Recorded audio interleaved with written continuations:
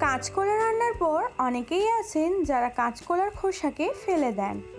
কাঁচকলার খোসাগুলোকে ফেলে না দিয়ে ভালো করে ধুয়ে নিয়ে ওর মধ্যে সামান্য একটু নুন আর জল দিয়ে ভালো করে সেদ্ধ করে নিতে হবে। সেদ্ধ করা খোসাগুলোর একটা স্মুথ পেস্ট তৈরি করে নিতে হবে মিক্সিতে। এরপরে পরিমাণ মতো পেঁয়াজ লঙ্কা কিন্তু কুচি করে রাখতে হবে। এরপর একটি বোলের মধ্যে এক এক করে সব উপকরণগুলো দিয়ে নিতে হবে। এরপরেই কিন্তু এর মধ্যে বেশ খানিকটা বেসন অ্যাড করতে হবে। এরপরে এর মধ্যে এক এক করে হলুদ গুঁড়ো, লঙ্কা গুঁড়ো, লবণ এবং কালো জিরে দিয়ে ভালোভাবে মেখে নিতে হবে। ব্যাটারটা মাখানো হয়ে গেলে কড়াইয়ে তেল গরম করে ছোট ছোট আকারে ভেজে তুলুন। এরপর আর কিসের অপেক্ষা, গরম গরম পেঁয়াজি এরকম বৃষ্টির ওয়েদারে সার্ভ করুন।